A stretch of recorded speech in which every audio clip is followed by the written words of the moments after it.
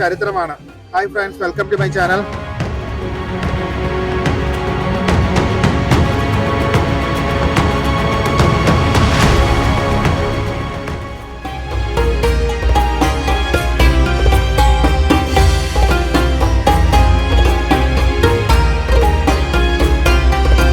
ഞാനെന്നുള്ളത് ഭീമാപള്ളിയിലാണ്.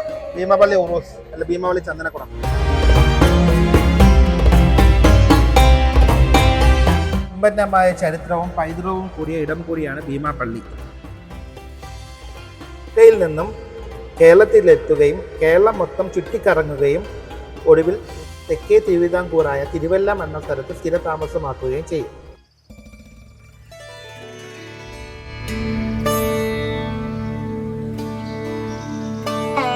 വിദേശികളായ ഭീമാബീവിയും മകനും കരം നൽകണമെന്നായിരുന്നു ഭരണകൂടത്തിന്റെ ഉത്തരവ്. എന്നാൽ ദൈവത്തിന്റെ ഭൂമിയിൽ ദൈവത്തിന് മാത്രമേ കരം നൽകുകയുള്ളൂ എന്ന് പറഞ്ഞ് അവരത് നിഷേധിക്കുകയായിരുന്നു. എന്നാൽ രാജാവ് ഭീഷണിയുമായി ഭീമാബീവിയെ കാണാനെത്തി. കരം നൽകിയില്ലെങ്കിൽ നാട് കടത്തുമെന്നായിരുന്നു രാജാവിന്റെ ഭീഷണി. എന്നാൽ മാഹിൻ അബൂബക്കർ മക്കയിൽ പോയ സമയം നോക്കി രാജാവ് അദ്ദേഹത്തെ വെട്ടിക്കൊലപ്പെടുത്തുകയാണ് ചെയ്തത്.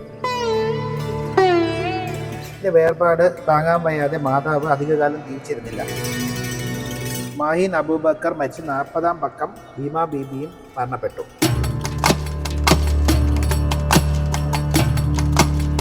ഭീമാബീവിയെ കബറടക്കിയ സ്ഥലമാണ് പിന്നീട് ഭീമാപള്ളിയായി അറിയപ്പെടുന്നത്.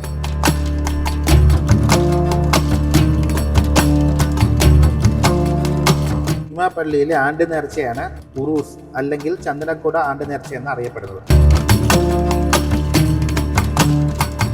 ഇതിൻ്റെ നാനാഭാഗത്തുള്ള ആയിരക്കണക്കിന് വിശ്വാസികൾ ചന്ദനക്കുടം മഹോത്സവം കാണാനും നേർച്ചകൾ നിറവേറ്റാനും ഇവിടെ എത്തിച്ചേർന്നു.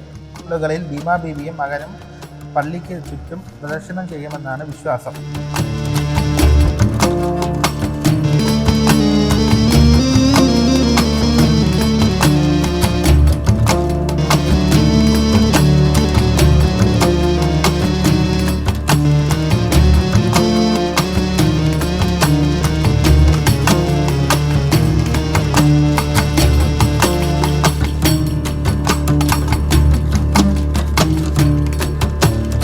ഈ ദിനങ്ങളിൽ പൂർണ്ണ വിശ്വാസത്തോടു കൂടി പ്രാർത്ഥിക്കുന്നവർക്ക് കുതിരപ്പുറത്ത് എഴുന്നള്ളുന്ന ഭീമാബീവിയെയും മകനെയും കാണാൻ പറ്റും എന്നാണ് വിശ്വാസം.